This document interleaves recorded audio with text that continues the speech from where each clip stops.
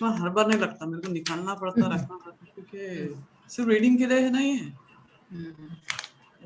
फिर अभी अपन इधर लाइव जा रहे हैं। हाँ, 1 minute, we are live.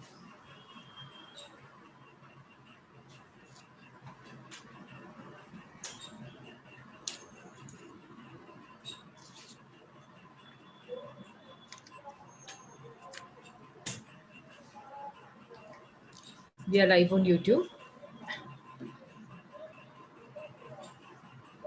A very good morning to all of you. On behalf of R.S. Munle Dharampet Arts and Commerce College, Santaji Mahavidyalaya and Manohar Rao Kamri Mahavidyalaya, I welcome you all to this BCom Semester 2 online course for the subject Compulsory English. Friends, it is a pleasure for me to introduce you for the guest lecture scheduled for today, and the resource person for today is Dr. Priya Vanjari. Dr. Priya Vanjari, Principal and Head Department of English, Santaji Mahavidyalaya, Nagpur, has a rich teaching experience of 22 years. She is a member of Board of Studies in English, RTM Nagpur University. She, being a member of the committee that updates the syllabus of UG and PG of RTM Nagpur University, Nagpur, has done considerable work in updating syllabus. She is co-founder of Cynical, a peer-reviewed annual journal of English, and authored 5 books: The Fictional World of Shobha Day, Understanding Feminism, Philosophy, Waves and Achievements, Diaspora in the novels of Jhumpa Lahiri, Amitava Ghosh and Salman Rushdie, Amrita Pritam, her poetry and literature, and encountering trauma through literature. She has received an international recognition from the Indian Achievers Forum in collaboration with India-Thai Chamber of Commerce, 2011, and she has also received Bharat Shiksha Ratna Award presented by Global Society for Health and Educational Growth for Excellence in Academics. Her book, Essays of Angelo, has been selected as textbook for BA RTM Nagpur University, Nagpur. Her another book, The Knowledge Tree, has been selected as prescribed book for BA RTM Nagpur University, BBA and BCom of Kavi Kulguru Kalidas Sanskrit University, Ramtek, and BA of Maharaja Krishna Kumar Singhi, Bhavnagar University. 3 research scholars have been awarded PhD degree under her able guidance, and 3 research scholars have submitted their theses. Her academics and research work include cultural studies, feminism, diasporic studies, and Indian writing in English. So friends, we all are fortunate to have Dr. Priya Vanjari amidst us here today. And over to Dr. Vanjari. She will be taking a lesson in prose. And over to you, ma'am. Thank you, Dr. Manjushri. Collaborative activity of 3 colleges: R.S. Mundle Dharampet Arts and Commerce College, Manohar Rao Kamri Mahavidyalaya, Santaji Mahavidyalaya. All 3 colleges have come together, and it is a brainchild of, as I told you that in the inaugural speech, of my very dear friend Dr. Manjushri. She came with this innovative idea that we can have this compulsory paper in English on a online format with a collaborative activity. So since last many days, lectures have been going on, and I have seen that all are giving justice to the text. I was just going through this BCom syllabi textbook, Epiphanes. I got the name, it attracted me. I knew it, but while going through the text, I got attracted to this title, and I was discussing just now with Dr. Manjushri what was the reason behind such an attractive and important title. Because we all try to understand, students who are logged in, we'll all try to understand that Epiphanes is something instant discovery, perception of new world or new meaning altogether. I would fail in my duty if I extend my thanks to Dr. Nafre Madam, Principal, and Dr. Usha Sakure, Principal, Kamri College. Students who have logged in today, I would like to share my screen and go about the text which we are going to deal with today. And to be very precise, how I became a public speaker aims at teaching all such things which George Bernard Shaw was very apt in teaching. Now see the title. I'll have to go full screen.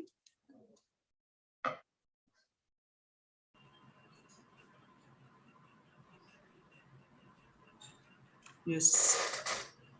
My screen sharing has begun. I think Dr. Manjushri? Yes, it's visible. And we can go ahead with the text. I have got a very attractive speaker's photo over here for students to understand what is the power of having a mic and speaking before a large, huge crowd. This is what George Bernard Shaw exactly wants us to understand. We'll see that George Bernard Shaw, 1856 to 1950, was a famous Irish dramatist, critic, and novelist. He was well known for his plays, often called as problem plays, because all of them deal with the social vices which affect human lives. He also was awarded the Nobel Prize for Literature in the year 1925. That is a great achievement. And Oscar in 1939 for Best Writing Screenplay for his role in adapting his own play for the screen. There are many facets about Dr. Shah. He was, among other things, a socialist, an activist, intellectual, a playwright, author, and a critic.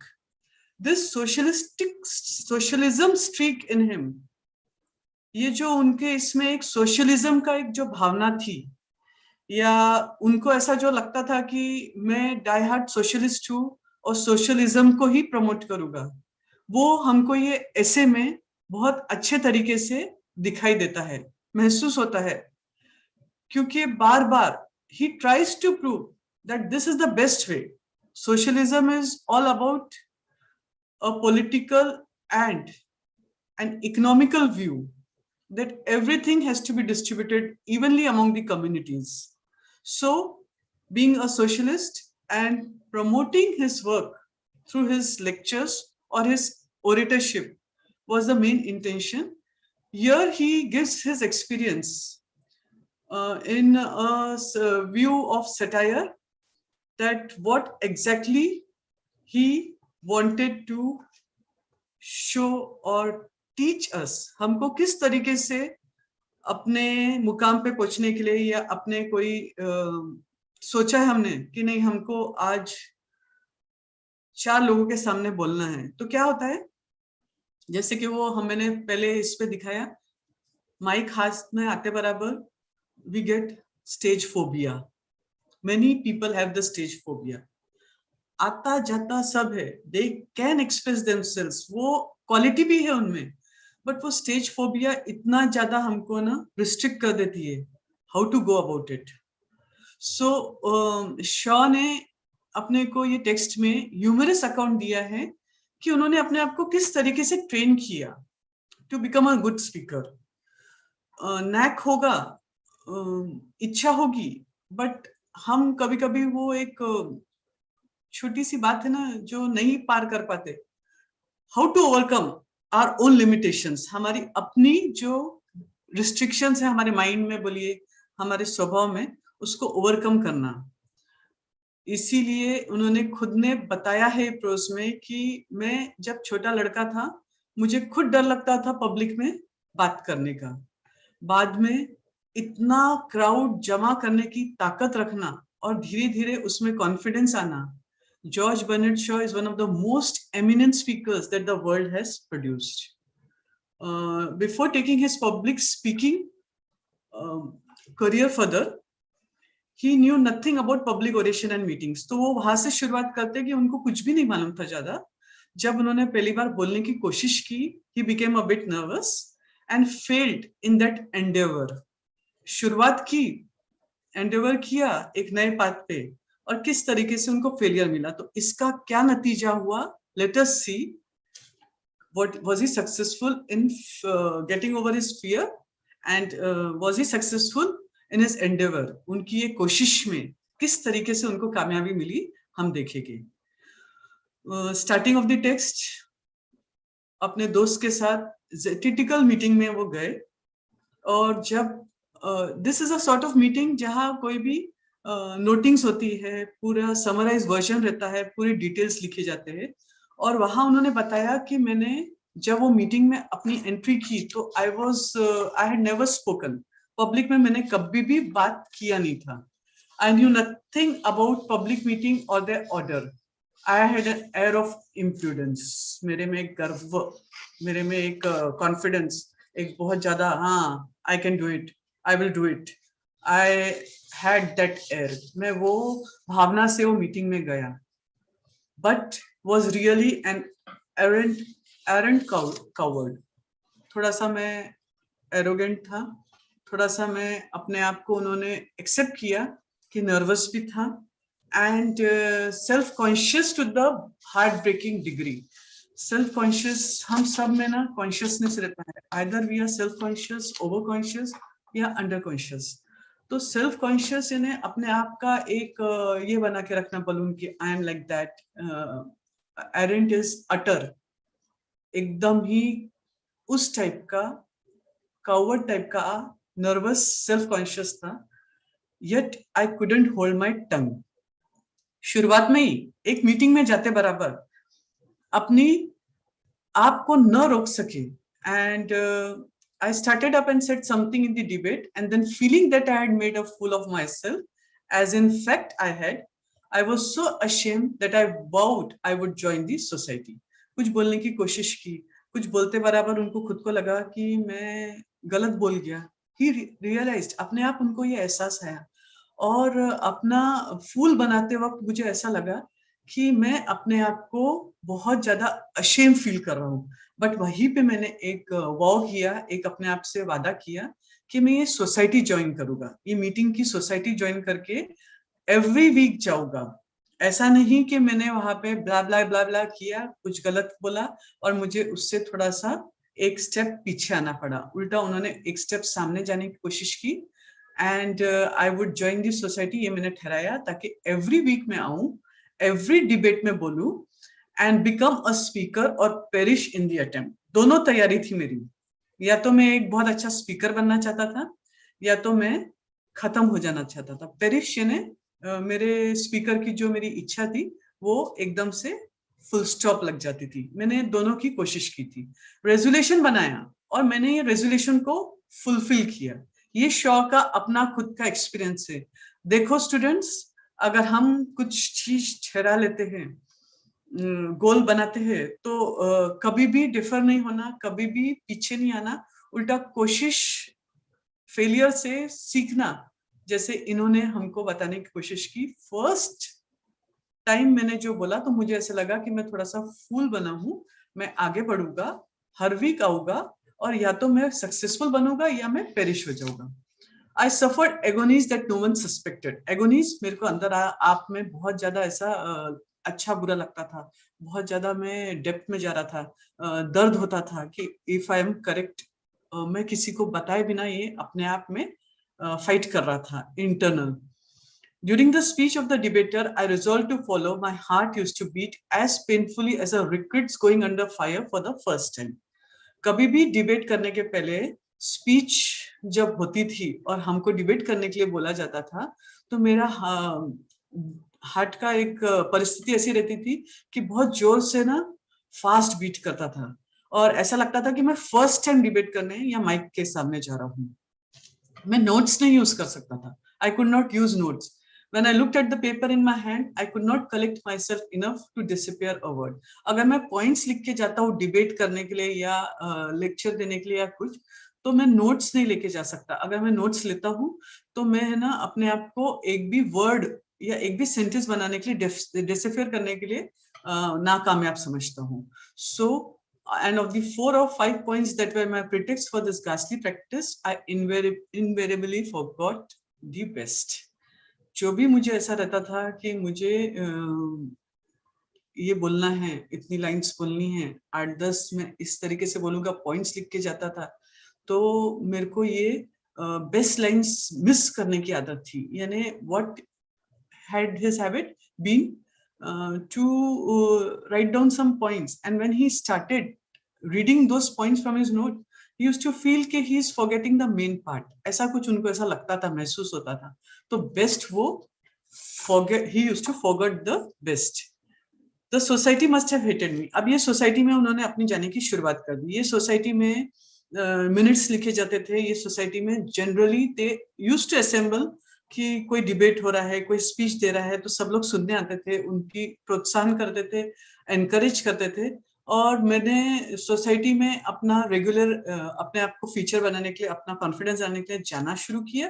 पर मुझे ऐसा लगता था कि society के बाकी के लोग जो है, वो क्लब के या वो पर्टिकुलर जेनेटिकल सोसाइटी के जो लोग थे, वो मुझे चाहते हैं या नहीं, they must have hated me, क्योंकि मैं इतना अपिश एंड सेल्फ पजेस्ड लगता था। At my third meeting I was asked to take the chair.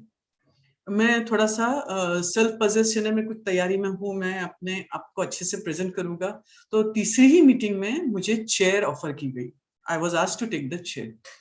I consented as offhandedly as if I were the Speaker of the House of Commons, and the Secretary probably got his first inkling of my hidden terror by seeing that my hands shook. मेरे हाथ कांप रहे थे, और वो secretary of the society को शायद समझ में आ गया कि I was not in my normal self. डर के मारे, एक्साइटमेंट के मारे, सेल्फ पजेस के मारे, I was shaking. And minutes sign करने के लिए जो रजिस्टर आगे रखा था, वो भी मैं ठीक से साइन कर नहीं पा रहा था, मैं इतना ज्यादा नर्वस था। आगे बढ़े, धीरे धीरे उनके स्पीचेस शुरू हुए। My speeches must have been little less dreaded by the society than they were by myself. मेरे खुद के स्पीचेस वो लोग थोड़े से ड्रेड करते होंगे, थोड़े से डर के देखते होंगे, उनको ऐसा लगता होगा कि ये क्या स्पीच दे रहा है। दे मस्ट बी फीलिंग कि is this person in a great fear और something of that sort. But I notice कि they were hardly ever ignored. मेरे स्पीचेस जितने भी रहते थे, जिस तरीके से भी रहते थे, इग्नोर नहीं किए जाते थे। जैसे कि मेरे को थर्ड मीटिंग में चेयर मिली, मेरे को हाथ में कमी थी, my hands used to tremble, but मेरे को है ना थोड़ा सा इग्नोर नहीं कर रहे थे, मेरे स्पीचेस को सुन रहे थे। दे वर स्पीकर्स ऑफ द इवनिंग। बहुत सारे लोग बात करते थे, बहुत सारे लोग अपनी अपनी बात रखते थे, अपने अपने मुद्दे सबके सामने रखते थे। In replying, usually address himself almost exclusively to my remarks, seldom in an appreciative way. But ignore नहीं किया जाता था, नोटिस किया जाता था, एप्रिसिएशन नहीं आया था लोगों के इसमें मेरे बोलने पे, बट इंक्लूड करते थे कि yes this person spoke on this. जैसे कि हम अगर मैं अपना एक्सपीरियंस बता रही हूँ, स्टेज पे बैठे और हम लोग ने कुछ बोला है, तो जो प्रेसिडेंट बोलता है ना, तब हम एक्सपेक्ट करते हैं कि हमारी जो भी हमने 5 मिनट 10 मिनट बोला है, उसमें सामने वाले ने एक्नॉलेज किया ना, तो बहुत खुशी होती है। ऐसा लगता है कि चलो सामने वाले को अपने कुछ वर्ड्स या अपने कुछ सेंटेंस समझ में आए, उस टाइप की कुछ फीलिंग रहती थी। और अप्रिशिएटिव हो ना हो, सामने वाले ने अपने को थोड़ा सा कंसीडर किया, हमारी बात रखी। Besides, though ignorant of economics, I had read in my boyhood Mill on Liberty। वो अपने बचपन की किताबें बता रहे कि मैं क्या क्या पढ़ के तैयार हुआ था, मैं किस तरीके से ऑन रिप्रेजेंटेटिव गवर्नमेंट पढ़ता था, आयरिश लैंड क्वेश्चन पढ़ता था, डार्विन का मैं बहुत बड़ा फैन था, George Eliot as most of my audience. ऐसा करके मैं अपने आप को तैयार किया, मेरी बुकिश नॉलेज इतनी ज्यादा थी। Yet every subject struck my mind at an angle that produced reflections to my audience। जो भी मैं याद करके बोलता था, कोई भी सब्जेक्ट पे बोलने की कोशिश करता था, मेरे ऑडियंस पे रिफ्लेक्शंस आता था, हाव भाव बदलता था, उनके चेहरे के एक्सप्रेशन से ऐसा मुझे लगता था। मेरा फर्स्ट सक्सेस कब आया? That is very interesting to note. My first success was when the society paid to art, of which it was utterly ignorant, the tribute of settling an evening aside for a paper on it. मुझे ऐसा लगा कि public speaking में मैं आ गया हूँ, but इसको art की तरह किसी ने नजरिए से नहीं देखा. वो लोगों ने नजरिए से आर्ट की तरह रियलाइज करना शुरू किया, और एक इवनिंग को पर्टिकुलरली मेरे को डिवोट करके इतना ज्यादा मुझे खुशी मिली, मेरा सक्सेस मिला, कि मैंने वो मीटिंग को बहुत ज्यादा सहेज के अपने माइंड में सेट कर दिया. और उस मीटिंग के बाद जहां मुझे ऐसा लगा public speaking as an art, I am accepted in the particular society or in the particular quorum of people, तब मुझे ऐसा लगा कि मैंने अपने सक्सेस को वाइप किया. और बहुत सारे मेंबर्स वो सोसाइटी के, दे कन्फेस टू मी आफ्टरवर्ड्स, उन्होंने मेरे पास अपना डिस्कस किया, बताया कि यही परफॉर्मेंस था जब उनको ऐसा लगा they had to reconsider their first impression of me as a bumptious discordant idiot. अपने आप को कावर्ड इडियट बोलने में उनको बिल्कुल भी झिझक महसूस नहीं हो रही, क्योंकि ये उनकी एक तैयारी है एक अच्छे ओरेटरशिप की या एक अच्छे डिबेटर बनने की. शुरुआत में उनको खुद पे सेल्फ कॉन्फिडेंस कम आया, ज्यादा आया, ओवर कॉन्फिडेंस आया, but he is acknowledging that he is self assertive, bumptious, self-assertive and discordant, disagreeable. मैं बहुत ज्यादा किसी के बातों में नहीं आने वालों में से था. Disagreeable, discordant idiot. I persevered doggedly. I haunted all the meetings in London where debates followed lectures. सिर्फ डिबेट्स करके मैं अपने आप को प्रूव नहीं करना चाहता था. मैं लंदन के हर एक वैसी मीटिंग में हॉन्ट करने लग गया, भटकने लग गया, ढूंढने लग गया. हॉन्टेड ऑल दी मीटिंग्स, हर एक जगह का पता मालूमात करने लग गया. जैसे कि हमको कोई नई चीज पता चलती है कि नागपुर में आई है या हमारे शहर में आई है, तो we try to haunt that particular thing. इनका पैशन था अच्छा स्पीकर बनने का, तो he was trying to haunt in London, जहाँ डिबेट्स भी होता था, बट लेक्चर स्टार्टिंग में होते थे, बाद में उस पर डिबेट करने का मजा आता था. तो मैं वैसी जगह को बहुत ज्यादा ढूंढने लगा. और ये सब रहते हुए कहाँ उन्होंने अपने हुनर की सबके सामने रखने की कोशिश की. I spoke in the streets, in the parks, at demonstrations, anywhere and everywhere possible. Parks London street के या लंदन जैसे जगह के हम इमेजिन नहीं कर सकते, इतने अच्छे पार्क्स रहते कि वहां पे सबको ऐसे छोटी सी ऐसे संबोधित करके एक मीटिंग या एक अरेंजमेंट करने की अनुमति रहती है. डेमोन्स्ट्रेशंस तुमने देखा होगा, हमारे इलेक्शन का माहौल होता है, हम लोग इंडिया में अपने कंट्री में भी देखते हैं कि लोग है ना छोटे छोटे नुक्कड़ पे, स्ट्रीट्स पे जमा होके, लोगों को जमा करके दे कैन स्पीक फॉर और अगेंस्ट द कैंडिडेट. वो that is not important.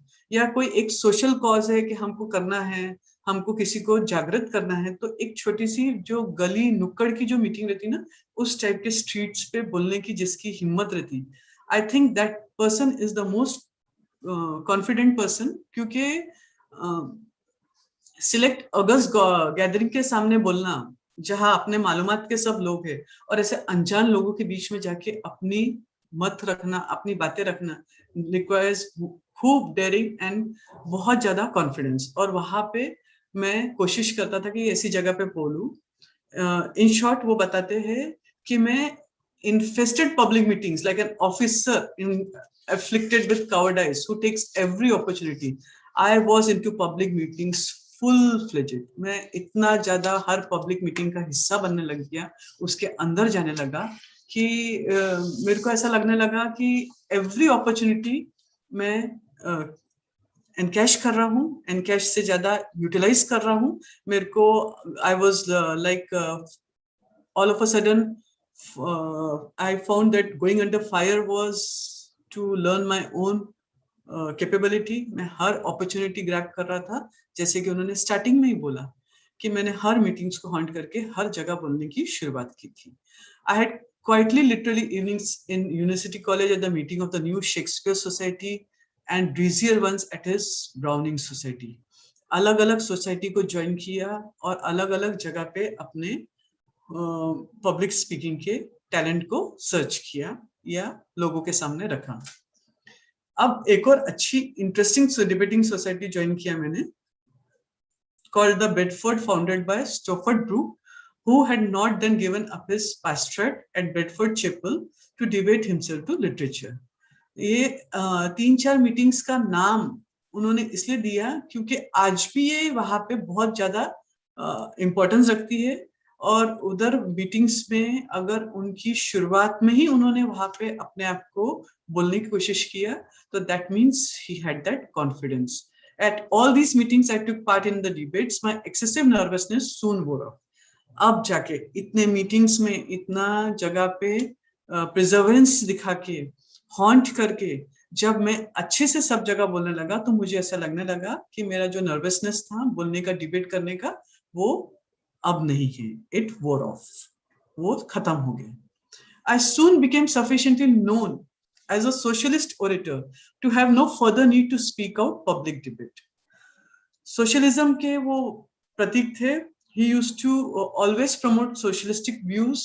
Movement के बहुत ज्यादा वो साथीदार थे, तो वो अपने आप को एक सोशलिस्ट ओरेटर करके पहचानने लगे. यानी लोगों ने भी उनको माना, उनकी सराहना की. People used to acknowledge that he speaks on socialistic terms. So he was known as a socialistic orator. And public debate में no further need लगा मुझे. I was myself sought after. This began when I accepted an invitation from Radical Club at Woolwich to lecture to it. ये कब हुआ ऐसा कि मैं एक सोशलिस्टिक ओरेटर करके कहलाया गया और पब्लिक डिबेट में मेरा बोलना थोड़ा सा हट गया, यानी परसेप्शन चेंज हुआ, मेरा एरिया चेंज हुआ, एंड मेरे को लोग बुलाने लगे. I was myself sought after. मैंने एक रेडिकल क्लब का इन्विटेशन एक्सेप्ट किया वुलविच पे टू लेक्चर आउट.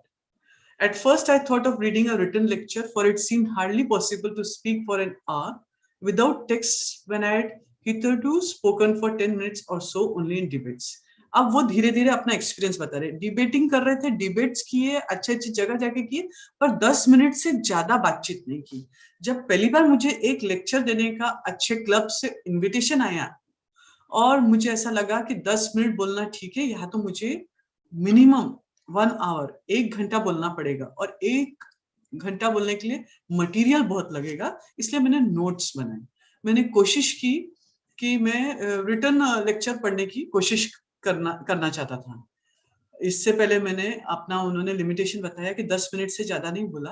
तो अगर सोशलिज्म पे मेरे को 1 घंटा बोलना है तो क्यों ना लिख के पढ़ूं. पर फिर उनको ऐसा लगा writing would be impossible for want of time. I must extemporize. Extemporize immediately, समय पे, without तैयारी, कुछ भी extempo बोलना is extemporize. Immediately schools में जब तुम्हारी टीचर तुमको, अगर अभी कॉलेज में आके तो तुमको सेमिनार का टॉपिक्स दिया जाता है, तुम लोग तैयारी करते हो और फिर बोलते हो, बट अगर इमीडिएटली एक टॉपिक पे, करंट टॉपिक हो सकता, कोई भी पॉलिटिकल, कोई भी सोशलिस्टिक, कोई भी इकोनॉमिकल टॉपिक हो, इकोनॉमिक्स से जुड़ा हो, और तुमको एकदम से बोलना हो, तो शायद तुम मन की तैयारी कर नहीं पाओगे. किसी को भी ऐसा लगेगा कि टेम्पो बोलना यानी थोड़ा सा प्रिपरेशन होना, but because he had all the abilities of good oratorship, he tried to do this lecture for speaking for 1 hour in extempo. और लेक्चर का नाम भी बताया उन्होंने, थीव्स करके था, और उसमें डेमोन्स्ट्रेशन करना था कि एक बिजनेसमैन, एक प्रोप्राइटर अनअर्न इनकम का अगर मालिक बनता है तो वो कम्युनिटी पे उसी तरीके का घातक होता है जिस तरीके से एक चोर चोरी करके एक घर पे वार करता है. इस टॉपिक पे, सोशलिस्टिक टॉपिक पे मुझे बोलना था 1 घंटा. 1 घंटा आराम से निकल गया, एंड उसके बाद मैंने ठहराया कि ऑलवेज आई विल एक्सटेंड. ये एक और कॉन्फिडेंस उनको ओरेटरशिप में मिला. 12 साल तक ये चला. This went on for about 12 years, during which I sermonized on socialism at least 3 times a fortnight average. मैंने sermons दिए, sermons यानी बोलना, बातचीत करना या अपना उपदेश देना. मैंने socialism पे बोला fortnight, average fortnight में कम से कम 3 बार मैं socialism पे बोलता था. I preached whenever and wherever and whenever I was asked. It was first come, first serve with me. When I got an application for a lecture, I gave the applicant the first date I had vacant. मुझे बोलने का मौका मिलना चाहिए था और मैं अपनी डेट्स एडजस्ट करके फर्स्ट कोई आया उसको पहले अपनी डेट्स एडजस्ट करके अपना एप्लीकेशन का जो भी मेरे को मेरा समय मांगने आता था, बोलने का मुझे मौका मिलता था तो मैं एकदम तैयार हो जाता था और मैं ये नहीं दिखता था कि मुझे स्ट्रीट के कॉर्नर में बोलना है, पब्लिक हाउस में बोलना है, एक आधी छोटे से पार्लर में बोलना है, मार्केट प्लेस में बोलना है या economic section of the British Association में बोलना है. That is very valuable association और it has its own prestige कि इकोनॉमिक सेक्शन है ब्रिटिश एसोसिएशन का और वहां बोलना है. तब भी मेरे लिए वही फील होती थी. और अगर मेरे को एक मार्केट प्लेस में बोलना है, छोटी सी जगह में, पार्लर वगैरह जैसी छोटी सी जगह में बोलना है, पार्लर इज नॉट जनरली जहाँ पे ब्यूटी के काम होते हैं, parlour is generally a small place where people gather to have a chit chat और हैव अ हियरिंग. तो ऐसी कोई भी जगह पे रहता था, जगह मैटर नहीं करती, इनका बताने का यही उद्देश्य है. My audience varied from tens to thousands. I expected opposition but got hardly any. मेरी ऑडियंस या तो 10 रह सकती थी या 1000 भी रह सकती थी. इन दोनों में वेरिएशन रहता था. जगह का भी बहुत ज्यादा वेरिएशन रहता था. स्ट्रीट का कॉर्नर भी हो सकता था या ब्रिटिश एसोसिएशन के इकोनॉमिक सेक्शन का भी हो सकता था. यानी मैं इतना ज्यादा 12 साल में अपने आप को तैयार कर चुका था. 12 इयर्स तक मैं अपने आप को सर्मनाइज करके सोशलिज्म पे इतना बोल चुका था कि मुझे ऐसे लोग है ना बुलाने लगे और मैं हर जगह जाके अपने लेक्चर्स देने लगा. My audience varied from tense two thousands और मुझे ऑपोजिशन की होप रहती थी. कोई मेरे को क्रॉस करे, कोई मेरे को ये करे, क्वेश्चंस पूछे, but got hardly any. One of my best speeches was delivered in Park in torrents of rain to 6 policemen sent to watch me. ये उनका एक एपिसोड मेरे माइंड में हमेशा इम्प्रिंट करके रहा. We have taught this to art students also in the older version of syllabus, and when I used to teach them, this thing has an imprint on my mind. मेरे mind पे हमेशा असर कर गया कि मैंने सबसे अच्छी स्पीच हाइड पार्क में दी है. तो सबसे अच्छी स्पीच का स्वरूप क्या होना चाहिए? या तो बहुत ज्यादा बड़ी ऑडियंस होनी चाहिए या बहुत ज्यादा उसका तालियों की गड़गड़ाहट होनी चाहिए, बहुत अच्छा रिस्पॉन्स होना चाहिए. क्या होना चाहिए सबसे अच्छी स्पीच का? I always used to feel, but मेरे लिए वो इसलिए सबसे अच्छी थी कि बहुत ज्यादा टॉरेंट्स ऑफ रेन था, बहुत जोर से बारिश आ रही थी और 6 पुलिस वाले मेरे को मेरी रखवाली के लिए, ताकि कुछ एपिसोड ना हो जाए या मैं कुछ जगह छोड़ के आगे ना बोलूं, इस तरीके से करने के लिए मेरे पास लोग दिए गए थे. और मुझे secretary of the society had asked me to speak, who held an umbrella over me. मुझे 6 पुलिसमैन देखने के लिए सिर्फ दिए गए थे. एक्सपेक्टेड क्राउड ज्यादा था. सोसाइटी का जो सेक्रेटरी था वो बेचारा अम्ब्रेला लेके खड़ा था, क्योंकि क्या है, अगर एक डेट दी है और एक टाइम दिया है तो लेक्चर तो होना ही चाहिए, ऑडियंस तो आनी चाहिए. बट ऑडियंस आ नहीं पाई होगी रेन के कारण, कोई भी नहीं था. सिर्फ ड्यूटी पुलिसमैन की थी वहां पे, उनको भेजा गया था ड्यूटी के लिए. So they were listening to me, they were on duty, so they listen to me. That usual practice, after being convinced that I was harmless, was to pay no further attention. I entertained them for more than an hour. I can still see their waterproof capes shining in the rain when I shut my eyes. वो memory मेरे लिए इतनी ज्यादा खास हो गई है, कहीं ना कहीं मेरे माइंड में रजिस्टर हो गई है कि बारिश आ रही है, ऑडियंस पहुंच नहीं पाए और 6 पुलिसमैन जो मेरे ड्यूटी के लिए भेजे गए हैं वो मुझे सुन रहे हैं और मैंने उनको एंटरटेन किया. इन्हें अच्छा ज्यादा खासा डेप्थ वाला लेक्चर दिया. और उनको समझ गया कि ये आदमी से अपने को डर नहीं है, तो they also started enjoying in a sense, they also started having a feel कि I was giving a very good lecture. वो सुन रहे थे। मुझे सिर्फ कभी कभी याद आता है तो बारिश में उनके जो वो रेनकोट जैसी चीज उन्होंने पहनी होगी ना, जो उनके केप्स वाटरप्रूफ उनको दिए थे बारिश से बचने के लिए, वो रेन में जो शाइन कर रहे थे, वो मेमोरी मेरे माइंड में अभी भी है। जब कभी मैं आंख बंद करता हूँ तो मुझे वो सीन दिखता है जहां मैं एक पार्क में जोरदार बारिश में लेक्चर दे रहा हूँ। ऑडियंस पहुंच नहीं पाई, सिर्फ सेक्रेटरी बेचारा अम्ब्रेला लेके खड़ा है, बट इतने अटेंटिव तरीके से जो मेरे को गार्ड करने या मेरे को प्रोटेक्शन देने के लिए, सिचुएशन कंट्रोल करने के लिए आए थे, वो लोग बहुत ध्यान से वो सुन रहे थे। सो उनके जो शाइनिंग जो रेनकोट है वो मेरे ध्यान में आज भी आग बंद करने के बाद आते हैं। That is what memory is all about. You remain so adored or attached to certain situations in your life कि तुमको वो चीज, उस चीज का एहसास दिलाती कि आई कैन स्पीक, एंड उसके बोलने पे लोग न होते हुए भी पुलिसमैन उसको बहुत ध्यान से सुन रहे थे। That was his plus point. एक और चीज उन्होंने बताई है जीबी शॉ ने हमको कि I never took payment for speaking. मैं पैसे के लिए नहीं बोलता था, हालांकि वहां पे उस समय चलन था, लोग पैसे के लिए बोलते थे और उनको पैसे मिलते थे। It often happened that provincial Sunday societies offered me the usual 10 guineas fee to give the usual sort of lecture. मुझे 10 जो उनका करेंसी होगा, अपने यहाँ रुपीस है, उनकी करेंसी के हिसाब से 10 गिनीज मिलते थे फी यूजुअल लेक्चर देने के लिए। और उनका एक कंडीशन रहता था, प्रोविंशियल संडे सोसाइटीज संडेज को ही लेक्चर्स रहते थे, और वो सोसाइटी मेरे को ना खास इंस्ट्रक्शन देती थी कि मुझे अवॉइड क्या करना है, controversial politics and religion, religion पे नहीं बोलना है और कंट्रोवर्शियल पॉलिटिक्स पे नहीं बोलना है। उसको छोड़ के आप कोई भी बात पे अपने मर्जी से लेक्चर दे सकते थे। मैं उनको बोलता था कि मैं हर बार कुछ और पे बात ही नहीं कर सकता, मैं कंट्रोवर्शियल पॉलिटिक्स एंड रिलीजन पे ही बात कर सकता।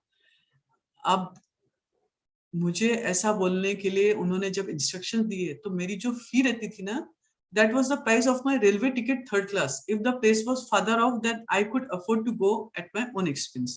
उतना कम पैसे मिलता था कि मेरे को थर्ड क्लास की टिकट भी उसमें नसीब नहीं होती थी। नॉमिनल फी देते थे एंट्री के, जैसे कि तुम आ रहे हो तो तुमको एक नॉमिनल कुछ दे, बट वो मेरे लिए एक टिकट, वन साइड की टिकट भी नहीं होती थी। But the Sunday Society would assure me that on these terms I might lecture on anything I liked and how I liked.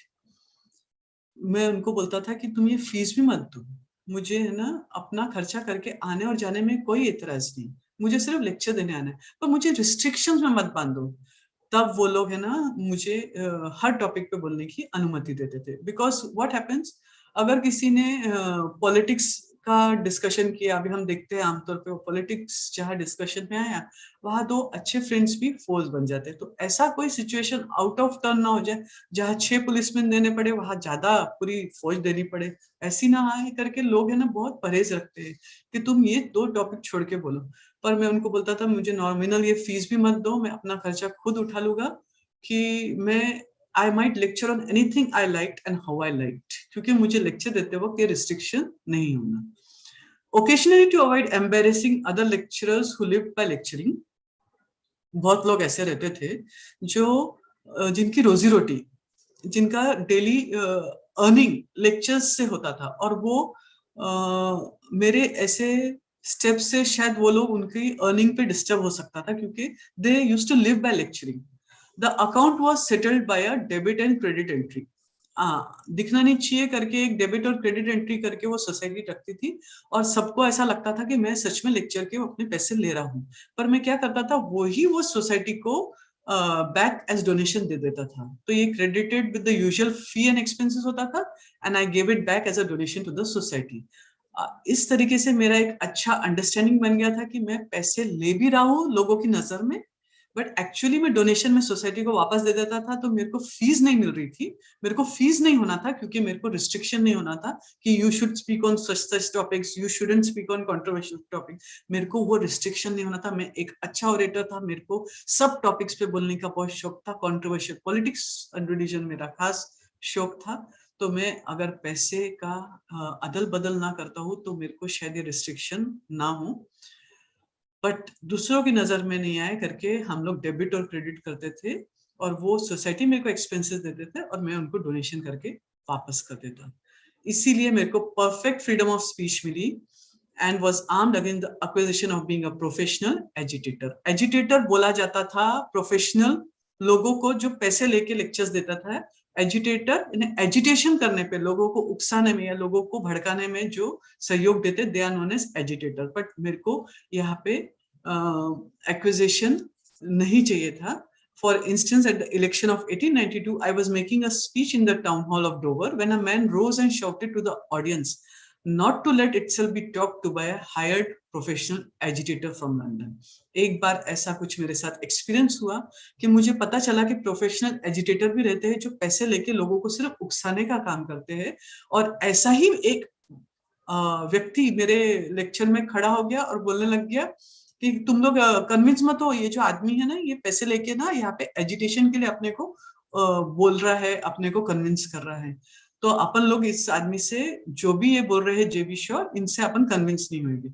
मैंने इमीडिएटली अपने एमोलमेंट्स, जो भी सैलरी और फी, उनको ऑफर करने की कोशिश की कि अगर तुमको ऐसा लगता है तो मुझे जो भी मिला है ये तुम रख सकते हो। मैं उसको 5, 4 और ऐसे करके बहुत ज्यादा कन्विंस किया कि मेरे पास कुछ भी नहीं है रखने को, मेरे पास फीस के नाम पे कुछ भी नहीं है, एक भी पेनी मैं यहाँ से लेता नहीं हूँ। इतना बार्गेनिंग किया, shillings, half and crown, shilling 6 pence तक बार्गेनिंग किया। And I claim that he must know perfectly well that I was there at my own expense. ये जो उन्होंने शुरुआत में, ये तुम्हारे प्रेजेंटेशन के शीट में जो तुमको दिख रहा है कि उन्होंने जो बोला, मैं अपने पैसे खर्च करके ट्रेन के और वन साइड और सेकंड साइड ट्रेवल का खर्चा करके जाता था। मुझे पैसे में इंटरेस्ट नहीं था, मुझे अपनी बात व्यक्त करने में, सामने रखने में, to express myself very freely in front of audience was my passion. और इसीलिए मैंने वो ऑडियंस में खड़े हुए वो आदमी को कन्विंस किया, which was, if I had not been able to do this, the meeting, which was a difficult and hostile one, would probably have broken up. Meetings टूट गई रहती, ऐसी इस तरीके से मेरी बदनामी तो हुई रहती, पर वो अच्छी खासी चल रही मीटिंग टूट गई रहती कि उसने मेरे को प्रोफेशनल एजिटेटर फ्रॉम लंदन बोला, उसने मुझे बोला कि ये पैसे लेके यहाँ पे अपने को कुछ कन्विंस करने की कोशिश कर रहे। मैंने उसको बहुत स्टाइल से एम्यूलमेंट्स के भाषा में कन्विंस करके अपनी बात रखी, और नहीं तो वो मीटिंग टूट जाती तो शायद वहाँ सोसाइटी का बदनामी भी हो जाती। और ऐसा कुछ था नहीं, क्योंकि पैसे मेरे लिए मायने नहीं रखते थे। I never used to work in exchange of money. Once in Saint James Hall London, और उन्होंने अपने एक्सपीरियंस शेयर किए at a meeting in favor of women's suffrage. Women's suffrage is a movement which went on for more than 100 or so years, जहाँ पे women were not allowed to vote, and they went on this agitation so that they should have the voting rights. And it was in favor of women's suffrage की एक James Hall London में एक meeting चल रही थी। जैसे ही मैं बोलने की शुरुआत करने ही जा रहा था, a hostile contingent entered the room. कुछ अलग टाइप के लोग कॉन्टिजेंट ग्रुप में अंदर आ गए, और हमने देखा कि हमारी meeting, I ventured on a curious trick with success. मैं वुमेन सफरेज पे फेवर में बोलने के लिए वो हॉल में गया, पर अंदर जैसे कि बहुत लोग अगेंस्ट थे वुमेन सफरेज में, वो अंदर आ गए होंगे ऐसा महसूस हुआ। और हमको लगा कि हम लोग जो फेवर में बोल रहे आउट नंबर हो गए, क्योंकि वो लोग ज्यादा थे, और अगर हम लोग आउट नंबर हो गए तो अमेंडमेंट पास हो जाएगा which would be carried against us. ये ऐसी कुछ छोटी मोटी चीजें रहती जो हमको है ना एक पब्लिक स्पीकिंग के एटिकेट्स में या स्टाइल में नहीं मालूम कि it is all about keeping amendments, passing amendments और ओवर रूलिंग अमेंडमेंट्स। जो हमको जेबी शॉ बताना चाहते हैं कि हम लोग आउट नंबर हो गए तो अमेंडमेंट रखा जाएगा फॉर एंड अगेंस्ट, और अगर हमारे अगेंस्ट हो गया, हम लोग तो फॉर बोल रहे थे ना, would be carried against us. The intruders were all socialists of the anti-Fabian persuasion.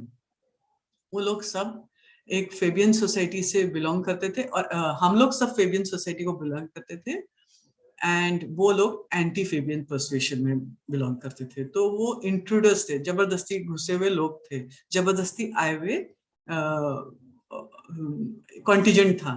तो एक आदमी जो उनको डील कर रहा था वो I knew him very well because they were all socialists like us, but they had that anti-Fabian technology. And the person who was leading was known to me because वो इतना एक्साइट होके बोल रहा था, फ्रेंजी तक चला गया था, एकदम बोलते ना एकदम टॉप तक चला गया था वो अपने एक्साइटमेंट में। बहुत ज्यादा उसने पब्लिक एजिटेशन किया होगा, प्राइवेट वरीज हो गए उसके दिमाग में, और उस टाइप से वो सक्सेस के मूड से आया था कि इनका अमेंडमेंट इनके अगेंस्ट करके मैं इनको इनका एक जो एजिटेशन चल रहा है वुमेन सफरेज के अगेंस्ट, इसको खत्म कर देता हूँ। तभी मुझे रियलाइज हुआ कि अगर अमेंडमेंट का कैरी करने के बजाय मैं अगर ये लोग सक्सेसफुल हो गए मीटिंग ब्रेक करने में and disgrace themselves, the honor will remain with us. मेरे को अचानक मुझे ख्याल आया सिर्फ अमेंडमेंट पास करने से नहीं होगा. We would be more successful if it instead of carrying an amendment they could be goaded to break up the meeting and disgrace themselves. यहाँ पे disgrace की बात है. अगर मीटिंग ब्रेक हो गई तो उनको उनके चेहरे पे आ पड़ेगा कि देखो हम गए किस काम से थे और मीटिंग को ब्रेक करना पड़ा. So the honor would remain with us. मुझे ये ऐसा स्ट्राइक हुआ कि हमारे पास हमारी खुद की एक फेस रखने के लिए बहुत अच्छा एक मौका है. पहले डर क्या लगा अंदर आते बराबर कि ये अमेंडमेंट रख लेंगे और हमारे अगेंस्ट हो जाएगा, बट अमेंडमेंट के इससे ज्यादा अगर मीटिंग ब्रेक होती है तो वो डिसग्रेस उनको जाता है. ये मुझे स्ट्राइक हुआ. And I made a speech that would have made a bishop swear और अ शीप फाइट. वहां पे मैंने एक ऐसी स्पीच दी कि bishop swear, it is a word used generally to compare that मैंने शायद सबकी बोलती बंद कर दी.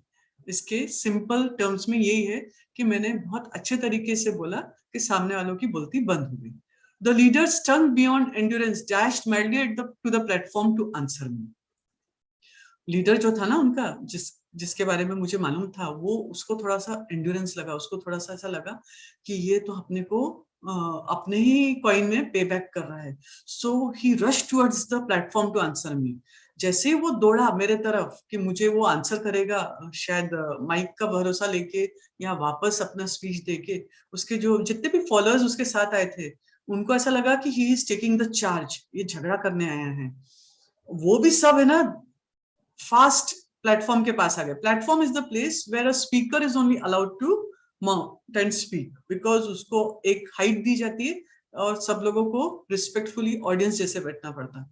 मैंने बोलते बराबर स्पीकर सामने की पूरी टीम की टीम उनके लीडर के साथ आ गई और फॉलोअर्स को ऐसा लगा कि अभी कुछ तो भी झगड़ा वगड़ा होगा और वो चार्ज लिया है and broke up the meeting. मेरी यही ट्रिक थी कि मीटिंग ब्रेक होनी चाहिए and it was like that only.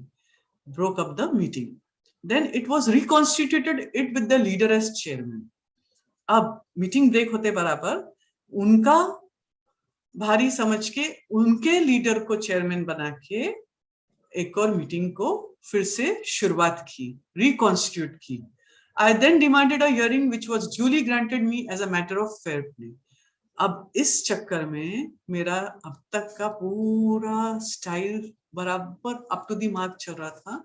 मैंने एकदम से चेयरमैन के सामने हियरिंग डिमांड की कि I want to put my words before the audience as a fair play, and I had another innings with great satisfaction to myself. I had kept my words. जिससे वो charge हुए, meeting disperse हुई, meeting break हुई, फिर से meeting को शुरुआत की गई. बट उनका जो लीडर था उसको चेयरमैन रखा, जिसके सामने मैंने अपना मत रखा कि मेरे को बोलने का मौका दिया जाए, और मुझे फिर से बोलने का मौका दिया गया. और मैं वहां पे फेयर प्ले के चक्कर में अनदर इनिंग्स खेला. मैंने एक और बार बोलने का ग्रेट सेटिस्फेक्शन लिया. No harm was done nor any blow struck, but the papers next morning gave some other news. सब अच्छे से हो गया, अमेंडमेंट पास नहीं हुआ, हम लोगों को इंसल्टिंग नहीं हुआ, सामने वाले की बात माइंड में रखते हुए मुझे बोलने का एक और इनिंग्स का मौका मिला. 2 बार मैंने अच्छी स्पीच दी, किसी को हार्म नहीं हुआ, सब फेयरली हुआ.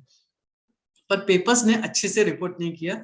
दूसरे दिन का ये पूरा सीन डिसऑर्डरली वे में पेपर्स ने, मीडिया का तो आजकल सबसे ज्यादा बोलबाला है, मीडिया जो रिपोर्ट करेगी वही हम सच मान के चलते। इनके साथ भी ऐसा ही हुआ। The papers next morning describe a scene of violence and destruction that left nothing to be desired by the most sanguinary schoolboy, involving bloodshed.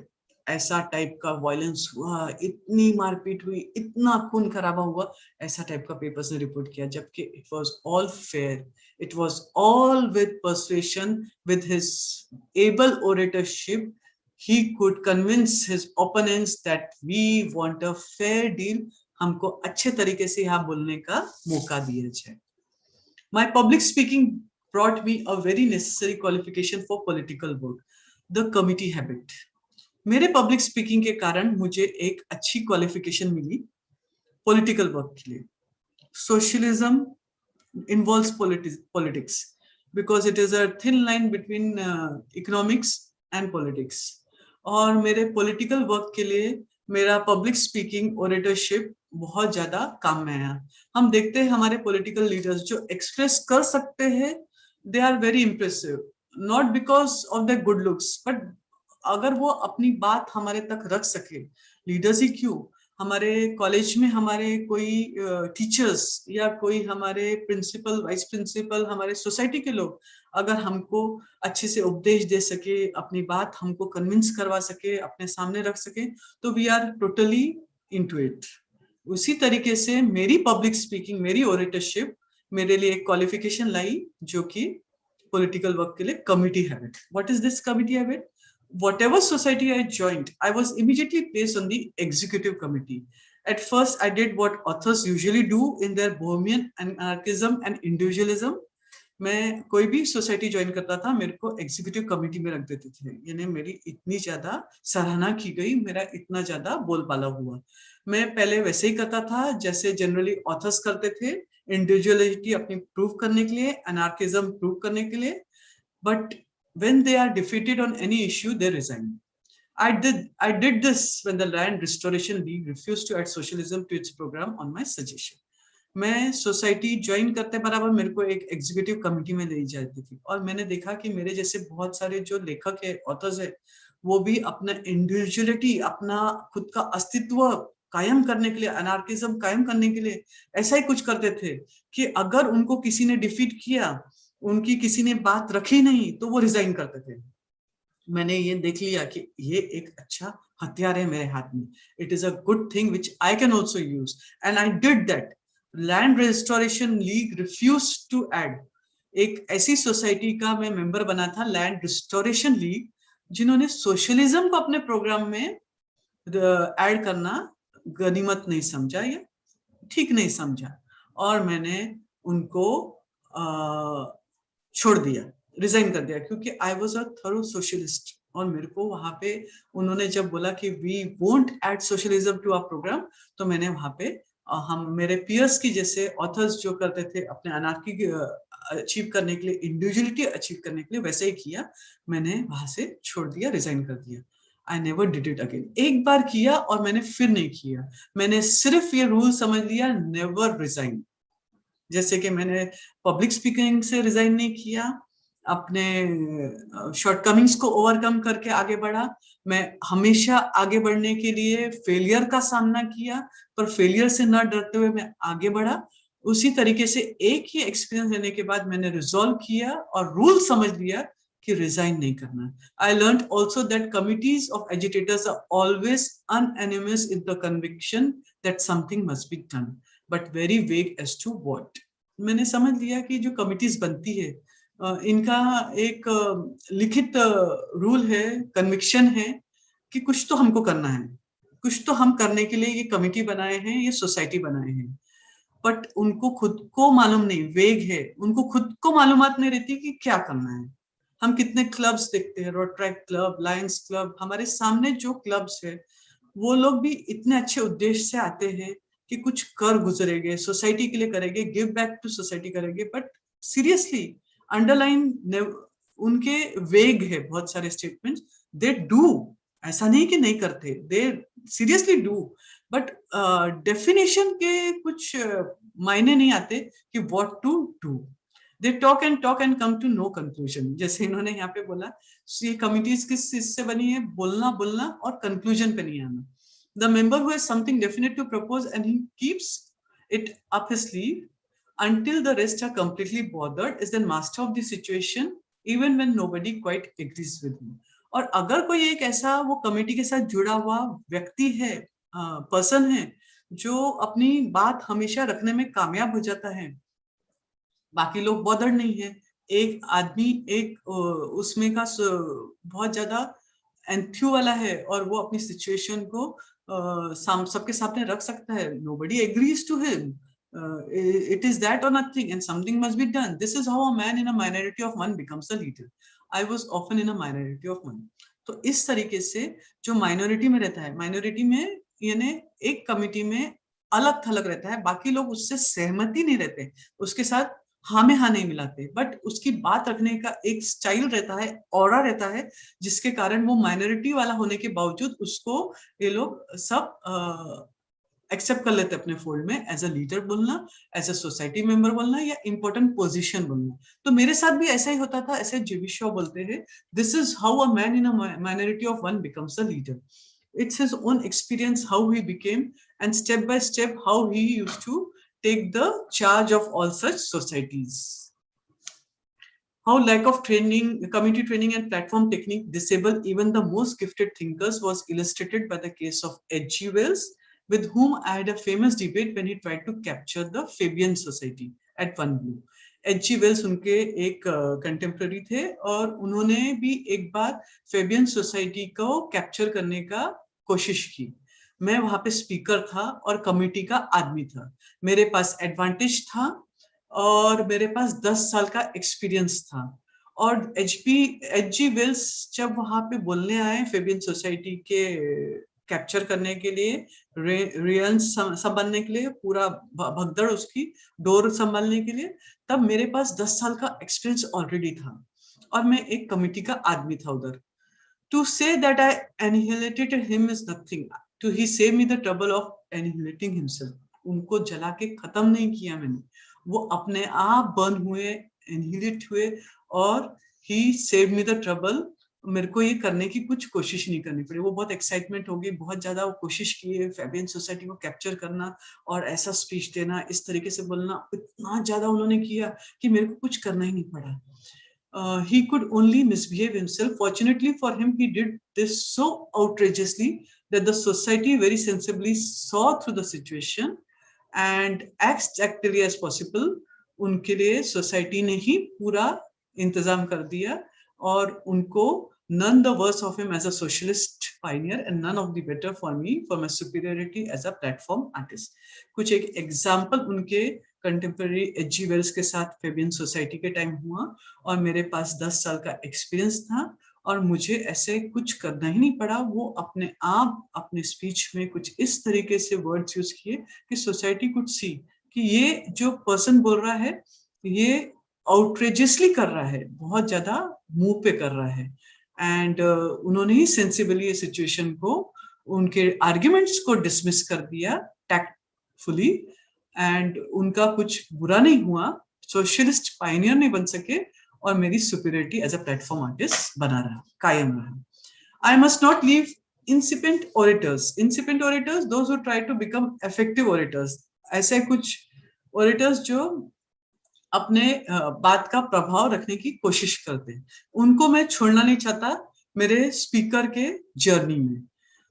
Was acquired by practice alone. Practice only cured my nervousness. ये तुम लोगों के लिए ये एक students, here it is a very inspiring sentence जहाँ तुमको बहुत चीजें समझ में आएगी कि प्रैक्टिस हमको हर चीज से क्योर करती है. नर्वसनेस जो उनको खुद को हुआ था, मेरी प्रैक्टिस ने मेरी नर्वसनेस को क्योर किया. And accustomed me to speak to multitudes as well as to private persons. I practice the alphabet as a singer practices scales. राग अलापने वाला, गायक करने वाला जैसे सुर ताल में बिठा के अपने गाने की प्रैक्टिस करता है, वैसे ही मैंने अल्फाबेट्स को उस तरीके से प्रैक्टिस किया और मेरे को अपने बोलने पे इतना गर्व होने लगा कि I was in no danger of saying lo here, I lend thee the sharp pointed sword in a very practiced alphabetical manner.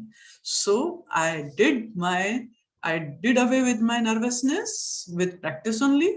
I practiced very hard, and with multitudes I practice. Private persons के सामने मैंने practice किया, और जिस तरीके से एक singer अपनी टेक्निक में होशियार हो जाता है, अपने राग के पूरे सिस्टम में समझ लेता है, वैसे ही मैं अल्फाबेटिकली बहुत साउंड अपने आप को बोलने में कामयाब हो गया. Lessons in education should always be taken by public speakers. Public speaking अगर तुमको अपना प्रोफेशन जैसा लेना है, या तुमको कोशिश करनी है, या हमको कोशिश करनी है कि हम लोगों के सामने अपनी बात रख सके, उनको कन्विंस कर सके, तो एजुकेशन के जो लेसन्स लेते हैं वो जरूर है, लेने चाहिए. क्योंकि इसीलिए शायद कॉलेज लाइफ में तुम लोगों को बहुत ज्यादा इनकरेज किया जाता है, सेमिनार्स दो, एजुकेशन में पार्टिसिपेट करो. इंटर कॉलेजिएट एजुकेशंस में टीचर्स तुमको कन्विंस करती है, क्योंकि बहुत स्टूडेंट्स में आजकल ना बोलने की कैपेसिटी बहुत ज्यादा है. They have that confidence that they can speak very nicely.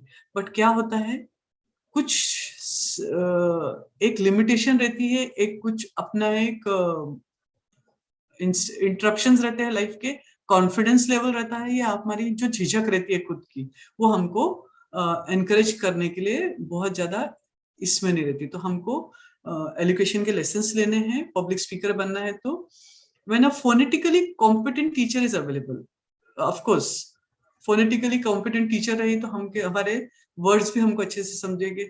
हम लोग तो शुरुआत करते हैं कि न्यूज़पेपर रीडिंग करो, जोर जोर से पढ़ो, तुमको खुद को अपनी साउंड से पता चलेगा कि तुम बराबर बोल रहे हो कि नहीं. फोनेटिक्स अभी सीखना डिफिकल्ट नहीं है. फोनेटिक्स में इतने क्लासेस होते हैं कि उससे तुमको बहुत सारी चीजों के बारे में मालूम होगा.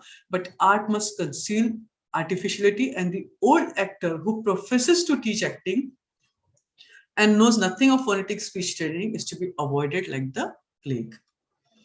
पर अगर इस लाइन में कोई बहुत पुराना खिलाड़ी है, घड़ी है, जो वो बोलेगा कि मैं तुमको अच्छे से तुम्हारी पब्लिक स्पीकिंग का कोर्स करा दूंगा और एक्टिंग करेगा, बट फोनेटिक स्पीच ट्रेनिंग के बारे में कुछ भी मालूमात नहीं है, तो उसको प्लेग की तरह, एक आधी बीमारी की तरह अवॉइड करो.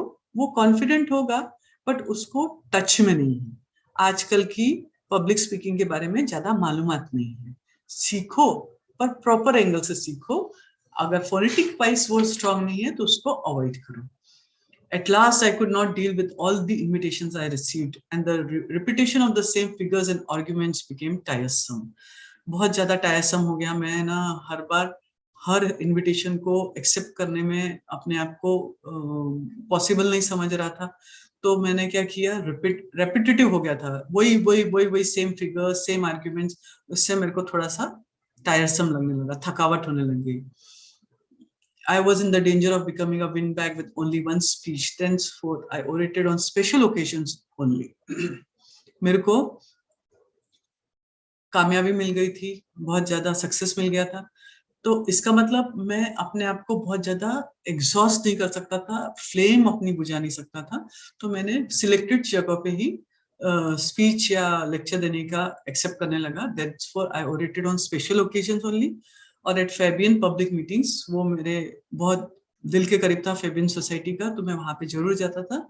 And in the Saint Pancras borough council to which I got elected while it was still a mystery, but I did not forget my acquired techniques as a platform artist. मैं stage पे एक ओरेटरशिप के artistic knowledge से आगे बढ़ा था, ये मैं कभी भूला नहीं, और ये मैंने हमेशा अपने ध्यान में रखा. It lasted until my final year of retirement from personal performance in 1941, my 85th year. Tired भी हुए तो कब हुए, एक्टिव पब्लिक स्पीकिंग से उन्होंने अपने आप को ये कर दिया था, बट 85 ईयर होने तक भी उन्होंने अपने आप को पब्लिक स्पीकिंग में पर्सनल परफॉर्मेंसेस से दूर नहीं रखा. लोगों के सामने आना, बोलना, this is a type of जुनून. अगर आप में जुनून है और आप अच्छे से कर सकते हो, बोल सकते हो, तो क्यों नहीं. कोई भी चीज का जुनून होना चाहिए. पहले अपने आप को तैयार करना. अगर तुमको किसी के क्लासेस लेने तो लेना, टीचर की जरूरत पड़े तो लेना, बट टीचर भी साउंड होना चाहिए, नॉलेज वाला होना चाहिए, ये मालूमात करना. और अपने सब रिस्ट्रिक्शन जो माइंड में ना कि नहीं हम कर नहीं सकते, हम नहीं सक्सेसफुल होंगे, ये हटा के हमको आगे बढ़ना है. इसलिए Shaw in his essay tells us how he once feared speaking in public or giving speeches. He was passionate to speak in public but did not know how to speak. ये समराइज वर्जन तुम लोगों के point of view से थोड़ा सा निकाला है. You can go through it. उन्होंने वही चीजें एक समरी, मैंने समरी टाइप में तुम्हारे सामने रखा है, जो शॉ ने स्टेप बाय स्टेप हमको बताया कि सबसे पहले अपने फ्रेंड लेकी के साथ जेटेटिकल मीटिंग में कैसे गए और ब्लैबर किया वर्ड्स जिसमें सेंस नहीं था. तो मीटिंग में भी लोगों ने बोलने से उनको रोका नहीं, डेडिकेशन किया, हार्ड वर्क किया, स्पीचेस अपनी इम्प्रूव किए और कहाँ बोलना शुरू किया, स्ट्रीट्स में, पार्क्स में, और पब्लिक स्पीकिंग के फियर को ओवरकम किया. एंड फर्स्ट लेक्चर तुम्हारे ऑब्जेक्टिव पॉइंट ऑफ व्यू से बहुत इंपॉर्टेंट है, that the first lecture that he delivered was named thief, and that's how he became a socialist orator. ये ध्यान में रखना कि he was basically a socialist orator. उन्होंने अपनी बेस्ट स्पीच को हाइड पार्क के बारे में इसलिए बताया क्योंकि उनके आंख बंद करते बराबर उनको वही दिखता है कि 6 policemen attended his lecture. They were on duty to listen to his speech, plus the secretary of the society who held umbrella over Shaw. He never got money for his orations because he lectured on controversial topics in politics and religion. Shaw got perfection in community training along with platform techniques that he acknowledges. Community training में उनको platform techniques ही मिले. धीरे धीरे उन्होंने जो अपनी इतनी प्रसिद्धि हासिल की वो उनके प्लेटफॉर्म टेक्निक्स थे. And he got great success in public speaker. He cured his nervousness by his regular practice on public speaking, and he delivered speeches on various themes till the age of 85. That is noteworthy. 85 years तक के public speaking करना और public speaking पे बोलना, and that too starting as a nervous person in the starting, gaining confidence gradually, speaking at every nook and corner, going to associating himself with all the meetings, all the committees, making himself establish in such committees by becoming a chairperson or becoming a secretary attached to the committees, and dealing his opponents with very confidence. बहुत ज़्यादा सहशक्ति, बहुत ज़्यादा ठहरा हुआ एक अपने तरीके से उन्होंने पब्लिक स्पीकिंग का एक मुकाम हासिल किया. ये आंसर इन ब्रीफ के कुछ क्वेश्चंस हैं. And with this I think I have tried to do maximum justice to how I became a public speaker. Thank you very much.